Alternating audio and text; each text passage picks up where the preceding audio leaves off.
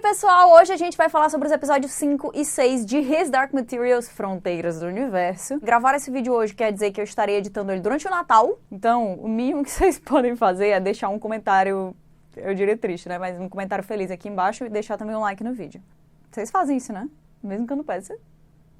Ok, primeiro eu quero começar com algumas observações, tá? A gente chegou aqui num ponto da série em que as coisas, elas diferem muito dos livros. Então, acho que cada vez menos eu vou fazer comparações com os livros aqui e cada vez mais eu vou dar pra vocês as minhas impressões especificamente sobre a série e mais especificamente ainda sobre os temas dessa trilogia. O primeiro núcleo que a gente vai falar hoje é o da Mary Malone, porque o quinto episódio já começa com ela e já começa com ela em um ponto que eu tava, assim, muito empolgada pra assistir aqui na série, que é o mundo dos Mulefa. Ela vai acompanhando aquela criatura que ela encontrou quando ela acordou no episódio passado, a tal, né, aquela Zalif, que não é falado aqui a palavra Zalif, mas enfim, eu vou falar, é isso, vamos superar. Ela segura umas sementes que estão ali no chão, encaixa ela nas patas, em duas das patas, e usa as outras duas patas como meio que um pedal, assim, pra ir andando naquelas duas rodas. Cara, sério, esse episódio eu tive momentos, sinceramente. Porque os Mulefa, essas criaturas que parecem elefantes e que têm rodas, e que a cultura deles está toda ligada àquela relação que eles têm com essas rodas que são feitas dessas sementes, dessas árvores gigantes. Enfim, tudo isso é uma viagem tão grande do Pullman nos livros, que é com certeza uma das partes que eu considerava inadaptáveis. Quando a galera tava falando dessa nova temporada, da terceira temporada, eu lembro que os produtores até falaram assim, não, a gente vai fazer umas mudanças nos Mulefa, porque ia ficar ridículo na tela se a gente colocasse eles como eles realmente são e tudo mais. E eu fiquei em paz com essa possibilidade, completamente em paz. E eu acho que o que eles queriam dizer com isso é porque realmente no livro, as rodas elas são muito maiores porque as sementes são gigantescas, né? Então é como se eles fossem, sei lá, realmente, assim, uma moto, sabe? É muito bizarro, mas eu fiquei chocada com o quão próximo eles estavam dispostos a chegar aqui na série. E as interações da Mary com a tal daqui pra frente, elas me encheram de um sentimento muito grande de gratidão pela adaptação desses livros, sabe? Mas continuando, nesse núcleo aqui todo da Mary, a gente acompanha várias coisas. Primeiro, ela vai entendendo como aqueles seres funcionam, né? Ela chega até aquele lugar, vê que tem vários daqueles elefantes que andam sobre rodas ali. Ela vê os Baby Mulefa, né? Que são pequenininhos e que não andam sobre rodas. E a gente vai vendo a Mary como uma pesquisadora, colocando todas as anotações naquele caderno dela, entendendo como é que funciona essa sociedade, como é que funciona esse idioma, observando que os movimentos das trombas dos bichos,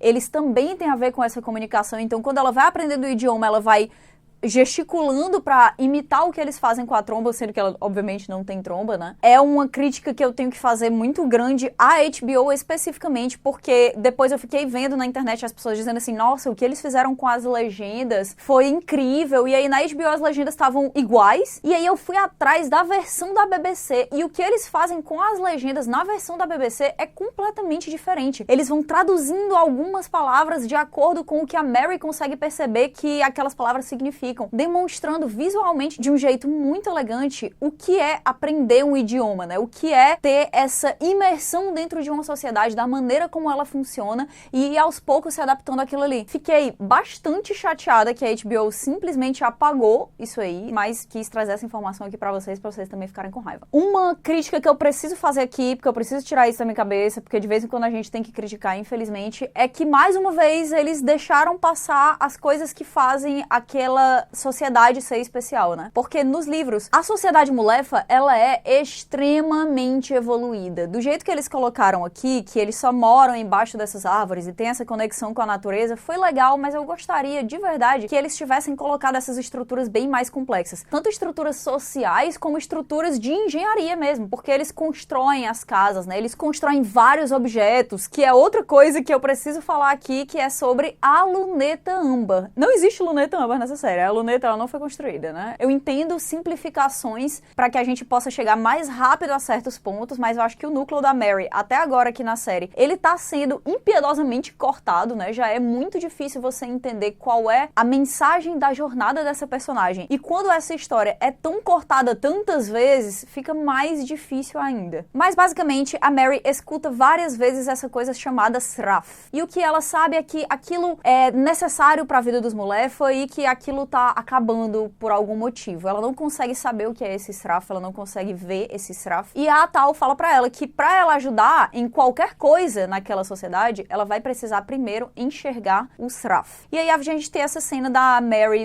na beira de um rio e ela vê pedaços de âmbar dentro da água e vai catando eles e tal, porque ela acha aquilo ali curioso, ela acha aquilo ali legal, vai juntando com todos os materiais que ela tem de pesquisa do funcionamento daquele lugar, né? E ela vai mexendo em um e no outro. E nesse movimento ela acaba pegando na fruta, né? Que é tão importante pros Mulefa, porque quando a Mary toca na fruta e depois toca no âmbar novamente, e ela tá observando, e uma das mãos dela tem uma peça de âmbar que não tocou no óleo, e na outra tem uma que tocou. E ela vê que existe uma diferença. E na hora que ela olha, naquele âmbar que tocou o óleo das vagens, das árvores, que eu vou chamar de frutos, porque senão eu vou ficar louca, ela nota que existe alguma coisa diferente ali. Ela volta pro rio, vai encontrando vários pedaços de âmbar até ela encontrar um grande o suficiente. Ela molha aquilo ali em óleo e na hora que ela observa o mundo por aquela lente, ela acaba vendo o que é o Sraff. E o Sraff é o que ela chama de partículas de sombra e é o que o mundo da Lyra chama de pó. No momento em que a Mary consegue ver o Sraff, ela fala pra Tal e a Tal fala pra ela subir em uma árvore. Isso é uma coisa que os Mulefa não conseguem fazer, eles não conseguem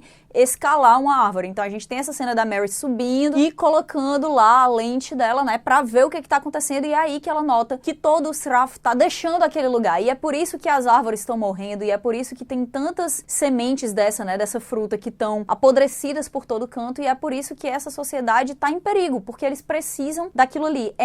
É um ambiente que evoluiu todo em perfeita sintonia, em que os Mulefas são o motivo pelo qual aquelas sementes são espalhadas. E o fato delas caírem é o motivo pelo qual eles conseguem utilizar aquilo ali como rodas, e eles conseguem utilizar aquilo ali como rodas porque tem um óleo que torna elas escorregadias, mas esse óleo é o que faz toda essa sociedade conseguir ter esse contato com essas partículas, portanto ser capaz de uma construção de uma sociedade tão complexa. Tem muita gente que lê os livros e que não entende qual é a desse núcleo da Mary, que não acha tão empolgante, que não acha tão legal. Eu nunca fui uma dessas pessoas, eu sempre gostei bastante. Eu vou falar um pouco mais sobre ele nos próximos episódios, mas o que eu posso dizer é que pra mim, essa parte da história, ela sempre foi sobre como a gente, como ser humano, é treinado a achar que tudo que é superior intelectualmente ou culturalmente, né, ou a nível de complexidade de consciência, é antropomórfico. Né? Tudo tem que ter o nosso formato. Inclusive, quando a gente imagina deuses, criaturas superiores, na maioria das vezes a gente tem essa imagem de que eles são iguais a gente, né? De que nós fomos feitos à semelhança de uma figura divina e é por isso que a gente é assim. E eu acho muito legal que aqui existe essa sociedade de criaturas completamente bizarra que é capaz de construir uma cultura extremamente complexa, mas que é uma complexidade muito boa, sabe? Muito encaixada com aquele ambiente e não destrutiva como a gente entende que a raça humana muitas vezes é. Eu acho que essa coisa do questionamento do sagrado do antropomórfico é bastante importante, mas eu comento mais sobre isso quando a gente souber mais do núcleo da Mary, porque por enquanto é isso. Agora vamos falar de Senhora Coulter e do Magisterium, porque no começo, né, eles estão interligados ali. A Marisa Coulter, né, foi capturada, infelizmente é isso, colocaram ela nessa salinha como prisioneira e ela tá o tempo inteiro agindo de maneira muito feroz e selvagem. Esse episódio inteiro ela tá assim. Quando chega o comandante Roke dentro da cela dela e fala que tem veneno o suficiente pra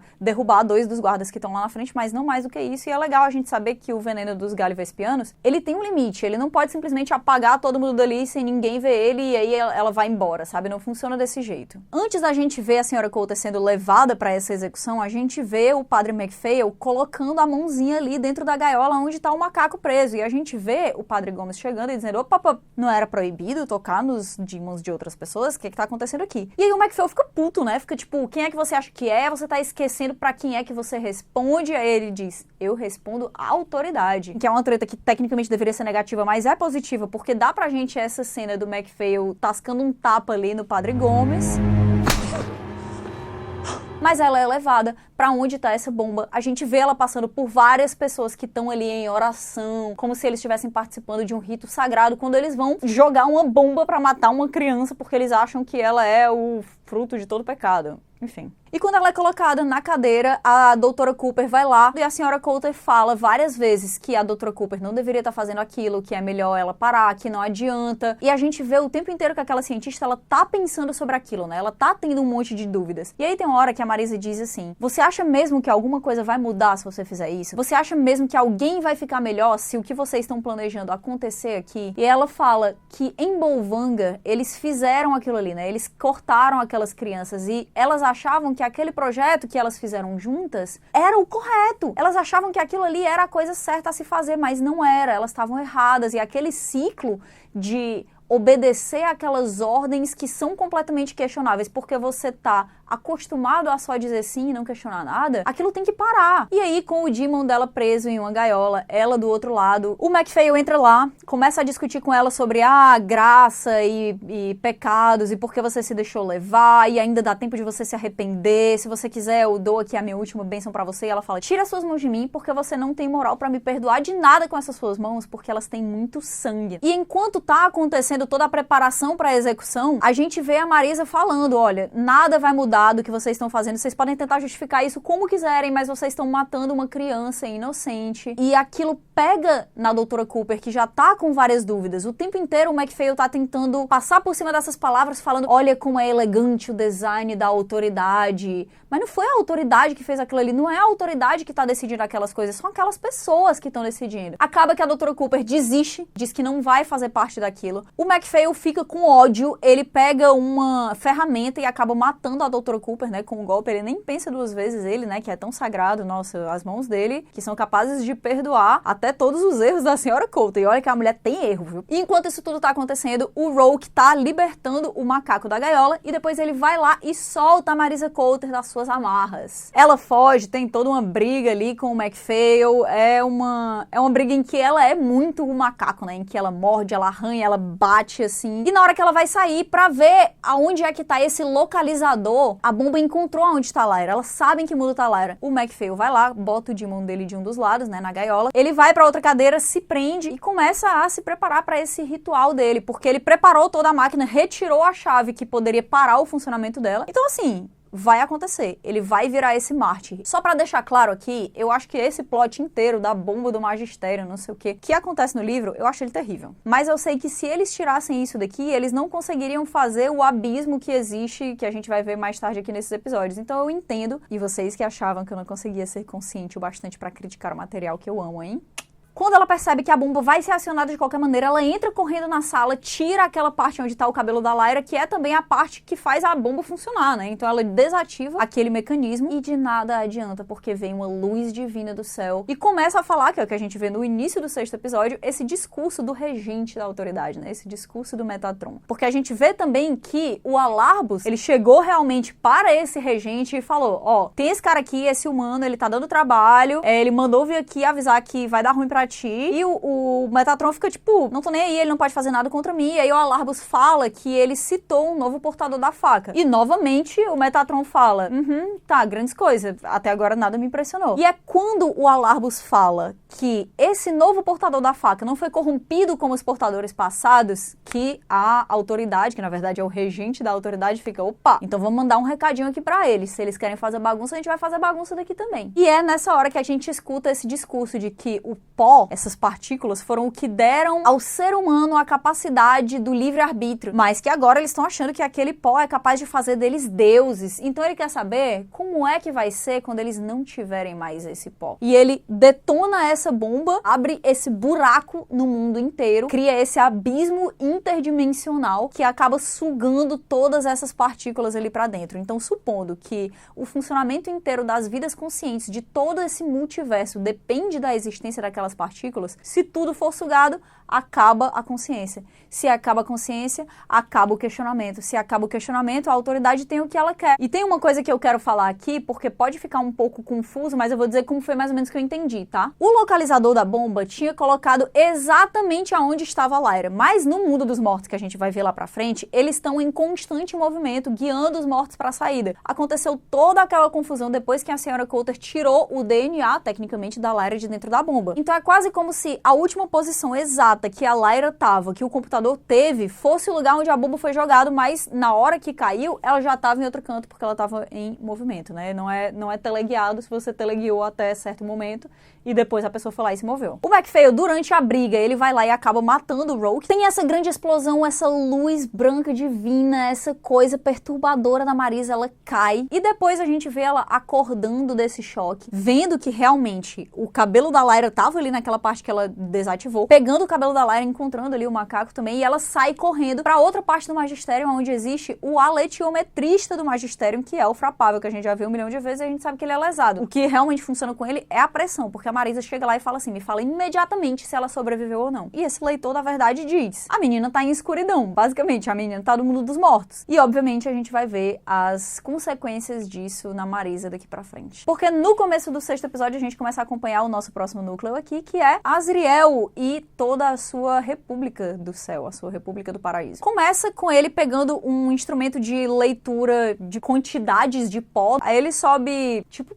pra laje do quartel dele, basicamente ele fala assim, chamaria, o mundo tá se partindo, né, tá sendo aberto esse abismo, as leituras do pó, elas estão completamente alteradas, quer dizer que o nosso recado chegou até a autoridade, e é aqui que a gente vê como o Azriel é uma pessoa completamente descontrolada, porque ele parece empolgado com o que tá rolando, ele acha que deu tudo certo, não importa que tipo de tragédia tenha rolado pra isso, o que importa é que o recado dele chegou até essa autoridade, chegou até esse regente. O Azriel, ele é um personagem em busca desse propósito, em busca dessa glória, alguém que acredita que é especial. Inclusive, nessa hora que ele vê o chão se partindo, a gente vê a Serafina, que tá finalmente aparecendo aqui nessa temporada, né? Ela voando e notando que existe alguma coisa diferente na atmosfera. E a gente vê a Mary no mundo dos Mulefa usando a lente dela pra ver que antes existia esse fluxo que aquelas partículas estavam deixando aquele mundo, mas era uma coisa muito lenta e constante, mas agora como se fosse derramado de uma vez. Então a gente vê que a Marisa Coulter acabou realmente conseguindo fugir ali de onde ela estava no Magisterium, ela pegou a nave da Intenção e ela voltou para a República do Paraíso. Ali, ela chega completamente drenada, completamente descaracterizada. Ela não parece a Senhora Coulter que a gente conheceu essa série inteira. Ela perdeu tudo. A gente vê ela falando com o Azriel e ele não está nem aí, né, porque tá rolando. Ele tá muito empolgado, o nosso recado chegou lá, agora vai dar tudo certo, abriu esse negócio no chão, a gente pode usar isso como arma. E a Marisa fica, ela morreu. A sua filha morreu. E aí o Azriel, dá pra ver que tem tipo um lapso no rosto dele, como se ele quase se importasse, mas aí ele volta para aquele ser egocêntrico e de objetivo único que ele sempre é. Aí volta a trabalhar no negócio dele lá, a Marisa fala, você quer que eu diga pra você como é que a sua filha morreu ou você vai continuar brincando aí com seus brinquedinhos novos? E aí a Marisa conta pra ele que o Magisterium fez essa bomba com localização por DNA, que eles estavam tentando matar a Lyra, eles tentaram impedir, o Lord Rogue acabou morrendo durante o processo, o Azriel inclusive reage a isso aí, mas não tanto, né, porque todo mundo é descartável se todo mundo é especial. E ele vai tentar fazer a Marisa se sentir melhor, e ele diz assim, olha, eu sinto muito, mas assim, não se culpe. Ela fala,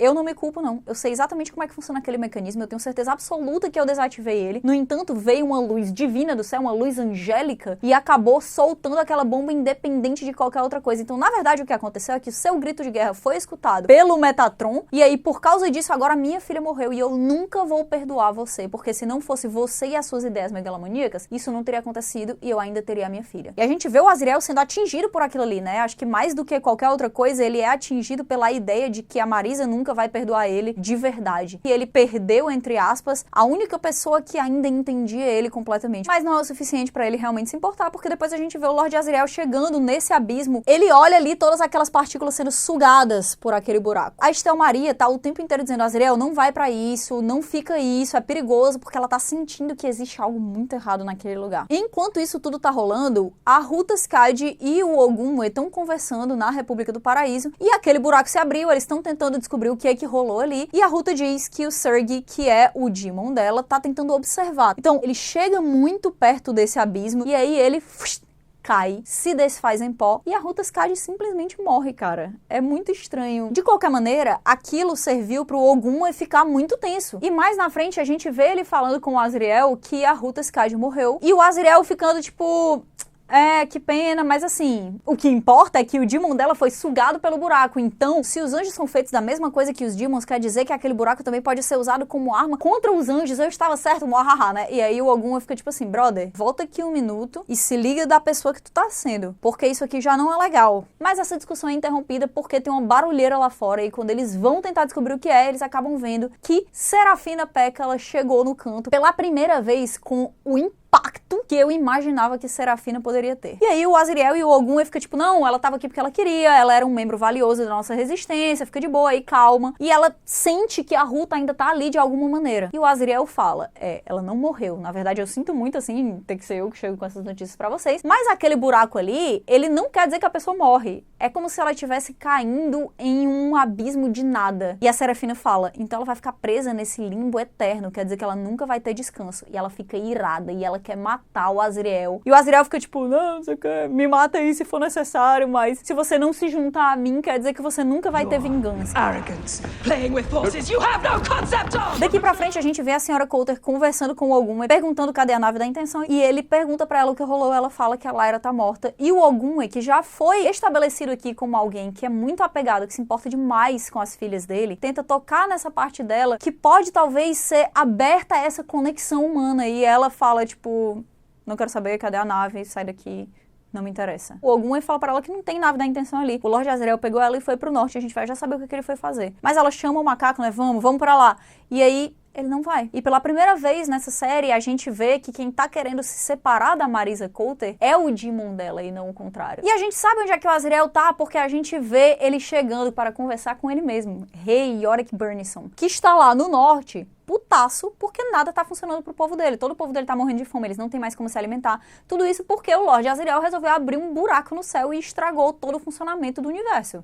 Ele vai falar com o Yorick, leva uma mãozada na cara. É bom, cara, nesse episódio aqui a gente já teve a nossa segunda mãozada que a gente tava querendo muito ver. Então, pô, eu não vou mentir que eu fiquei feliz. O Azriel pede desculpa falsa, né, dizendo assim, olha, eu sinto muito que o seu povo todo esteja morrendo por causa das minhas coisas aí, foi mal, tava doidão, né? Mas vai piorar muito se a minha guerra não for ganha. E na hora que o Yorick fala, me dê um motivo pra não matar você agora, o Azriel no instante lembra que tem filha e diz assim, Lyra Silvertongue. Aí ele, como é que você ousa falar o nome dela pra mim? Aí ele diz, você renomeou ela, você ama ela. Sim, e daí, né? Então, com certeza você vai querer vingar ela agora que ela se foi. Porque, na verdade, o que o Azriel tá tentando fazer ali é recrutar o Yorick e todos os Panzerbjorn dele pra República do Céu. Porque ele tá, né, juntando todo tipo de exército pra essa guerra que vai acontecer contra a autoridade. E os Panzerbjorn são muito fortes. E nessa conversa, o Azriel pede pro Yorick falar um pouco mais da Lyra pra ele. E o Yorick diz, ela é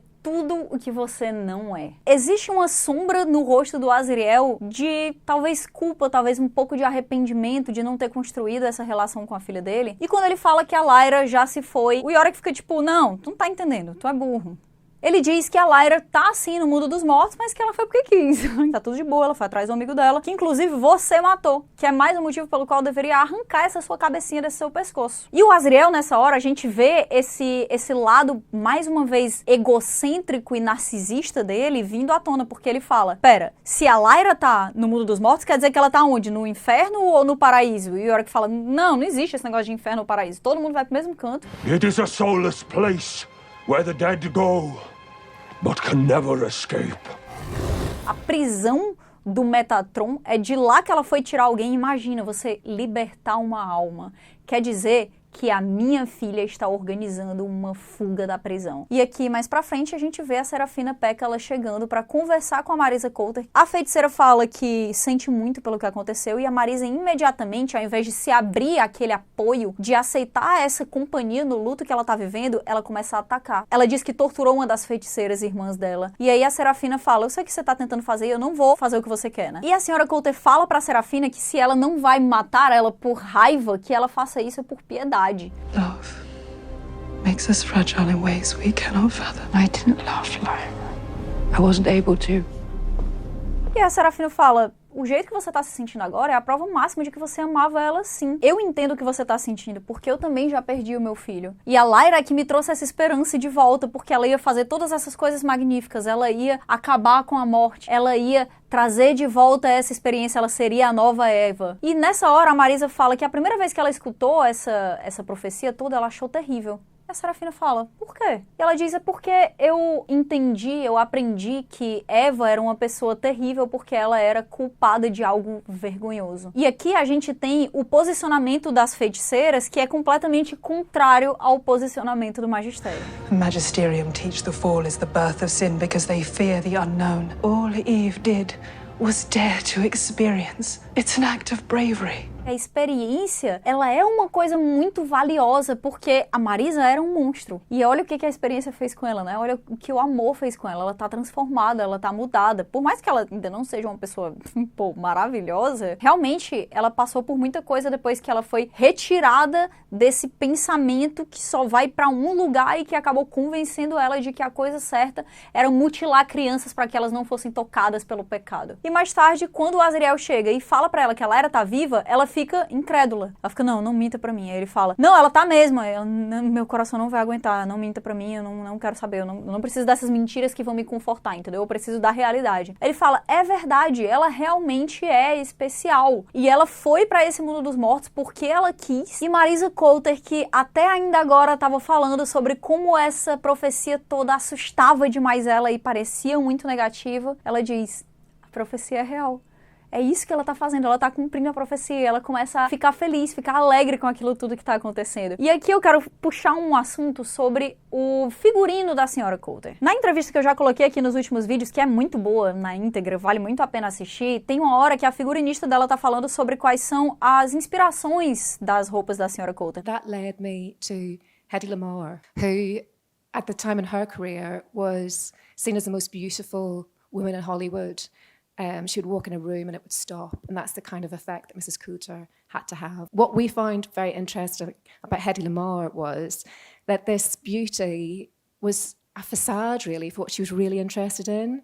She was a scientist and inventor, and she invented a telecommunication system with radio waves for missiles, but was never recognized for that. And that invention led to Wi-Fi. E aí tem uma hora que ela fala sobre as cores que a Marisa usa. Well, we started off with this sort of peacock blue outfit for many reasons, because it draws a little on the golden monkey, kind of tones with a little bit of blue that's there, but also that sort of a magisterium colour. It's kind of an under-the-radar association with the magisterium colour that we pepper through. You'll see a little bit more of that in Series 3. And then Lyra is red. Her opening outfit is red. And then when Lyra disappears, then Mrs. Coulter goes into red, which is Lyra's colour. E nos últimos episódios a gente viu ela usando roxo, que é quase como se fosse uma mistura dessas duas coisas, porque na verdade ela é do time da Lyra, mas ela tá infiltrada dentro do magistério e fingindo ainda fazer parte daquela instituição. E agora, depois que ela saiu daquelas roupas mais uma vez do magistério, a gente vê pela primeira vez ela vestindo porque quer, por opção dela, roupas que são meio caramelo, meio dourado, meio parecido com a cor do Demon dela. Essa é a primeira vez que a gente vê a senhora Coulter no time dela mesma. É a primeira vez que a gente vê ela demonstrando esse autocuidado, essa autocompreensão. E a gente vê tudo isso traduzido em uma cena na qual ela chega pra avisar pro Demon dela que a Lyra tá viva e pra pedir desculpas por tudo que aconteceu. Ela fala que separar dele é uma coisa que dói muito, que ela finge que não, que a primeira vez que aconteceu foi terrível, mas que ela continuou fazendo aquilo ali, que no começo era por curiosidade, mas que depois ela acabou notando que era uma maneira de ela não sentir as coisas que ela não suportava. E aí ela fala, eu sempre achei que eu era o lado forte da gente, mas na verdade sempre foi você. E isso significa basicamente que o lado forte não é necessariamente esse lado que abre mão de tudo que é vulnerável, de tudo que é humano, de tudo que é amor.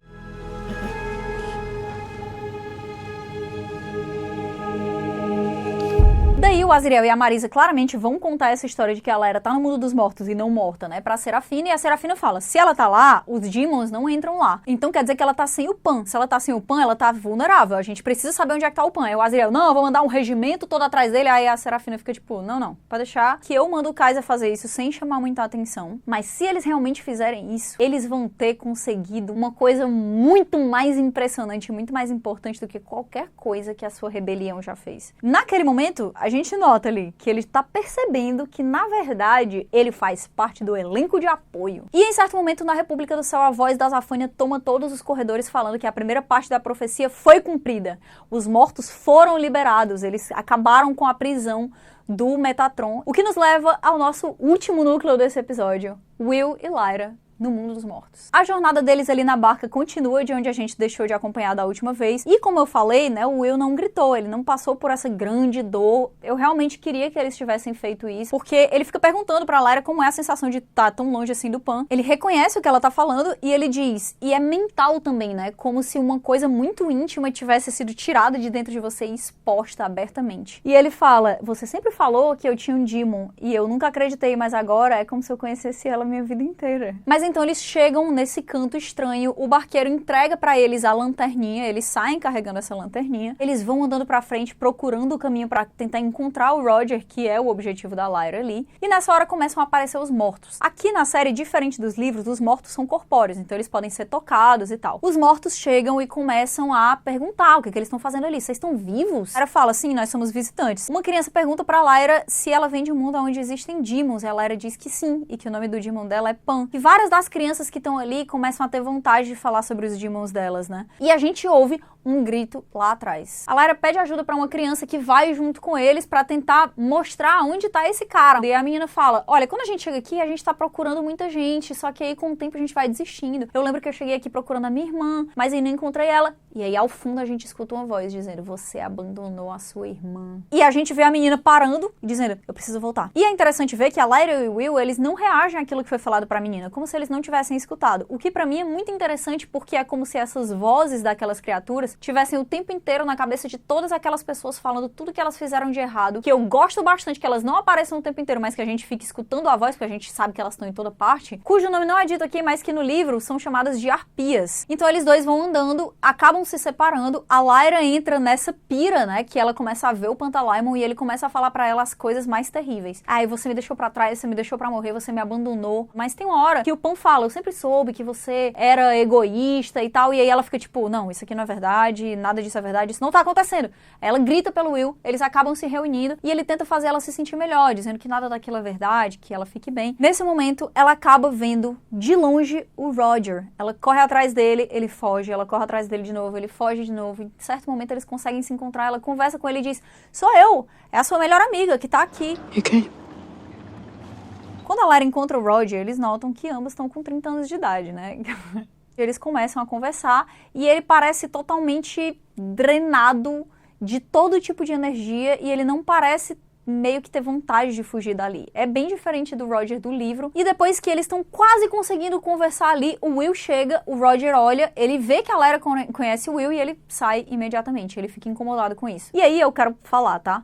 Eu sei que muita gente vai interpretar como se o Roger estivesse tendo ciúme do Will porque ele tem interesse amoroso na Lyra. Eu não entendi assim de jeito nenhum, até porque na minha cabeça, apesar do ator ser basicamente um adulto, ele tá em um lugar onde as coisas não mudam, não. Pra mim, o que acontece é uma coisa muito mais inocente e muito mais simples. Ele esperou esse tempo inteiro pela melhor amiga dele, ele não acreditava mais que ela ia chegar, e na hora que ela chega, ela tem um novo melhor amigo. Provavelmente, durante tanto tempo, as arpias ficaram falando na cabeça dele de que ele foi abandonado pela Lyra, que nada daquilo que ele imaginava ia acontecer, que ninguém jamais iria atrás dele, que ele foi trocado por outra pessoa. Então, assim, é a confirmação disso, né? Quando a Lyra vai atrás dele, ela diz, não, esse lugar é terrível, vocês não deviam ficar aqui, isso é uma prisão terrível, eu vou tirar todos vocês daqui. Ele, você acha que eu queria voltar pro mundo real assim? Daí eu interpretei que ele tava dizendo uma pessoa completamente diferente, mas mais do que isso também, ele tá sem a demon dele. O Will e a Lyra acabam discutindo, ele fala pra ela não deixar de seguir os instintos dela, só que depois aparece de fato uma arpia e a gente vê aquela criatura falando também pro Will as coisas mais terríveis. Isso acontece quando a Lyra fala pra eles saírem dali, o Will tenta pegar a faca sutil, ele tenta cortar em todos os cantos, mas ele não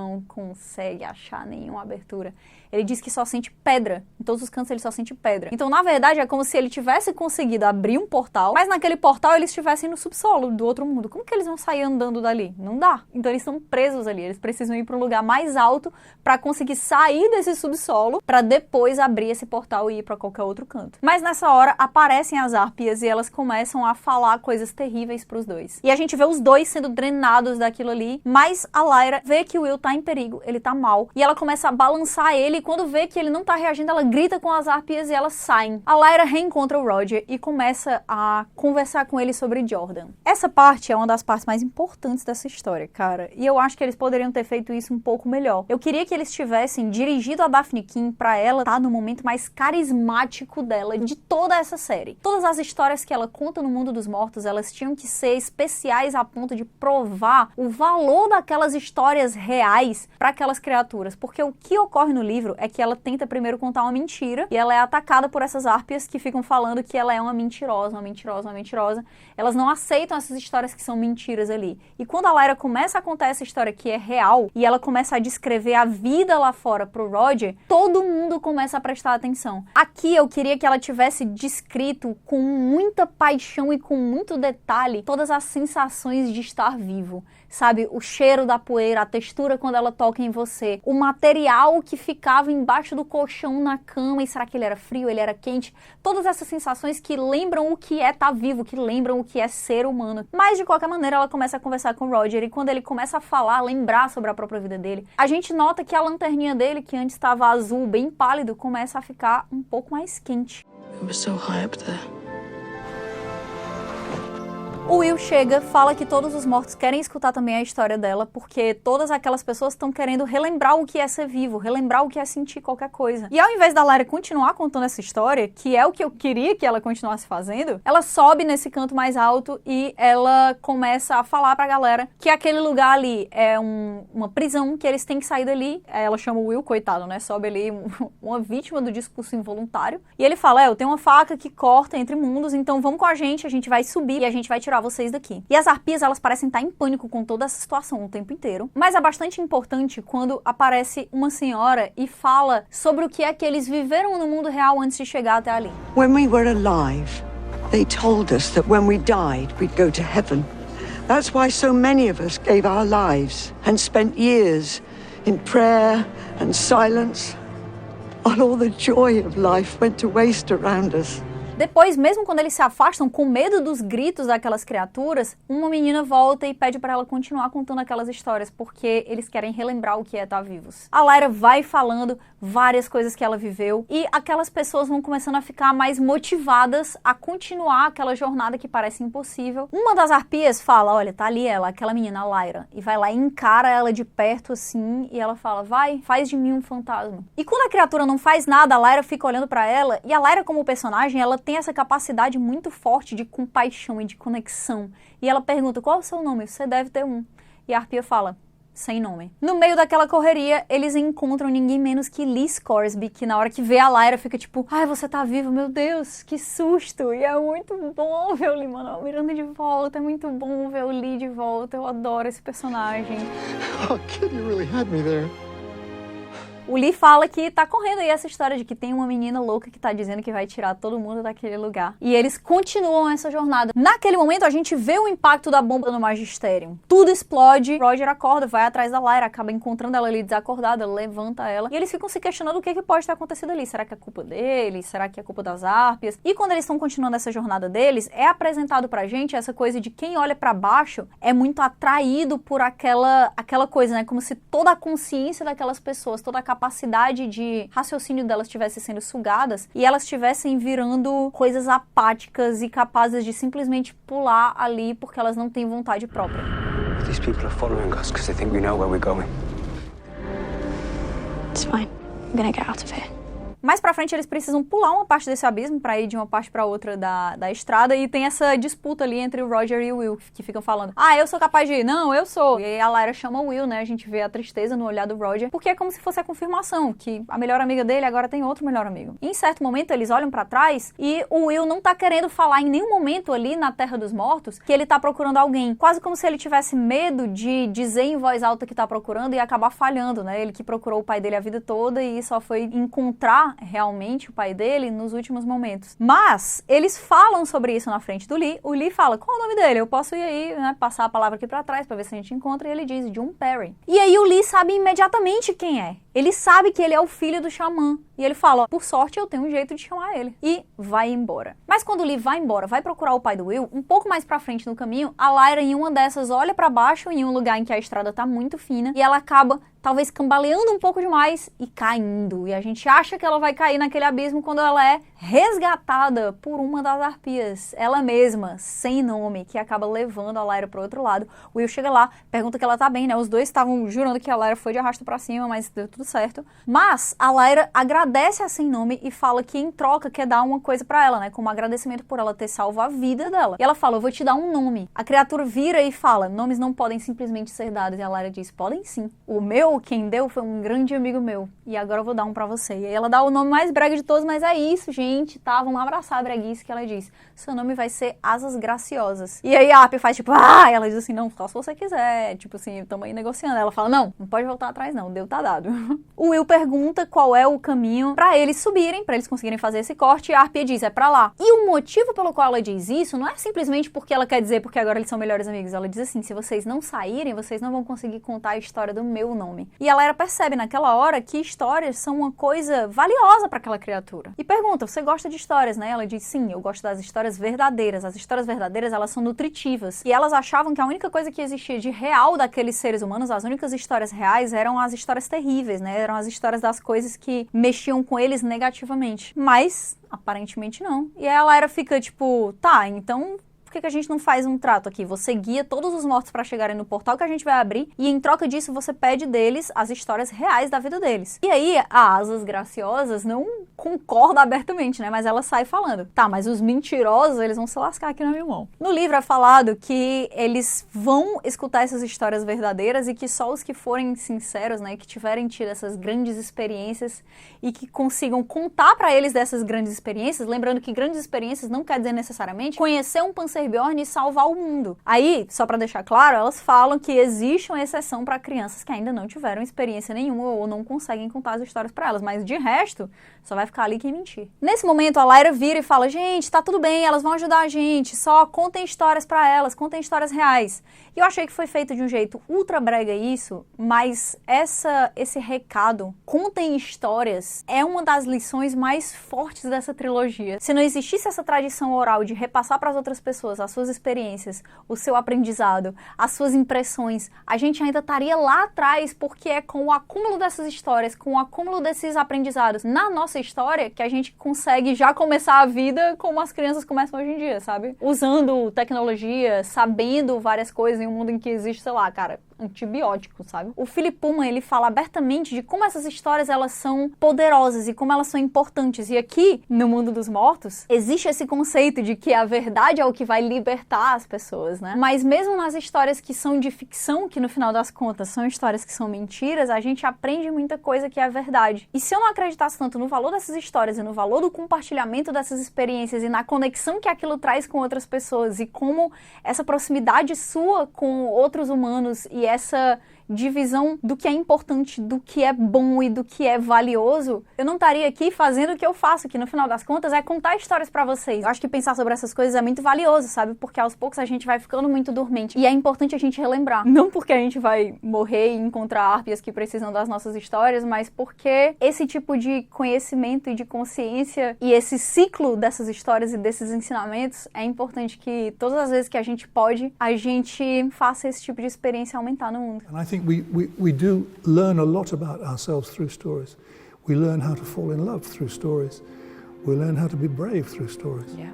O Lee leva o Will até o pai dele e eles têm essa conversa muito bonita, aonde o Will já chega falando assim, olha, eu não fiz o que você queria, eu não te obedeci, eu não fui pro Lorde Asriel, eu não sou quem você quer que eu seja, eu sei que você falou que eu não posso lutar contra a minha natureza e que eu sou um guerreiro, mas na verdade eu odeio lutar. E aí o John Perry fala, você não é o que eu esperava, você é muito mais do que isso, você vai libertar a gente desse lugar. E ele fala, não sou eu sozinho, não sou eu que tô fazendo isso aqui só, eu tô com a Lyra. E o pai dele fala, sim, eu sei, a menina, né, a Eva, vocês vão libertar a gente. E o Will fala, não sei se eu vou fazer nada, porque eu tô sem energia, eu não tô bem, tá horrível aqui. Ele fala, você tá assim porque você tá longe do seu Demon. Ela existe sim, eu sei que ela existe, porque eu guiei ela pro Lorde Asriel, e é importante que quando vocês saiam daqui, vocês encontrem ela imediatamente. E aí o John Perry, ele dá uma informação que é importantíssima para Fronteiras do Universo, e que eu não acho que foi bem dada aqui. Ele fala pro Will não tentar viver em um mundo que não é o dele, porque o Demon dele não vai aguentar. E o Will rebate, dizendo, mas você aguentou. Ele diz, não, eu não aguentei. Eu sentia aquela dor todos os dias. E beleza, ele dizer que sentia essa dor todos os dias, mas quando ele diz assim, parece que é só um incômodo, né? Não parece que é tão importante assim. Quando, na verdade, o que ele precisava dizer é, se você viver em um mundo que não é o seu, você inevitavelmente vai adoecer. Você vai viver pouquíssimo tempo. Em 10 anos que eu passei longe do meu mundo, nesse mundo onde eu entrei em um portal, acabei me perdendo, virando xamã e tendo essa experiência muito louca de vida, eu adoeci terrivelmente, eu já estaria muito perto de morrer de qualquer maneira, tipo, eu não estava bem. Mas o que importa é que ele fala pro Will que ele merece viver uma vida completa. Diz que tem muito orgulho do filho dele, é muito lindo. E aí, eles se abraçam, o Will sai dali e diz que eles precisam continuar a jornada. Ao contrário dos livros, onde a Lyra descobre isso lendo o aletiômetro, quem fala o que vai acontecer com as pessoas quando elas passarem pelo portal que eles eventualmente vão abrir é o John Perry. Ele diz, as pessoas que saírem daqui, elas vão voltar a se unir com o mundo. Elas vão estar presentes em tudo o que é vivo. É esse ciclo maravilhoso que não precisa necessariamente que exista um paraíso, ou que exista um inferno, ou que exista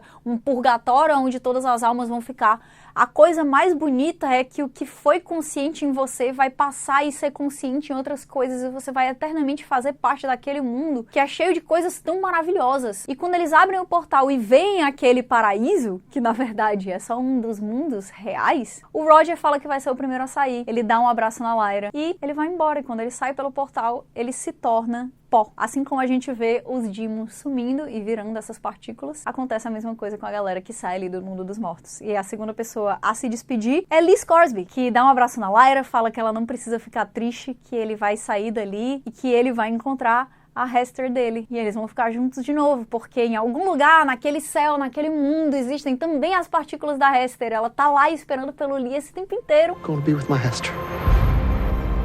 E os mortos começam a sair, e ao sair a gente ouve eles sussurrando, contem histórias, contem histórias. E a gente vê a Mary Malone em algum lugar desse mundo, meio que escutando esses sussurros. E é isso. Aqui acaba o 6º episódio de His Dark Materials, e o nosso próximo vídeo vai falar sobre os 2 últimos episódios dessa temporada. Estamos chegando ao final, é uma jornada muito emotiva pra mim, porque já faz muito tempo que a gente tá aqui, mas eu falo um pouco mais disso quando a gente for comentar esses outros 2. Bom, gente, eu vou ficando por aqui, e a gente se encontra na próxima. Tchau, tchau.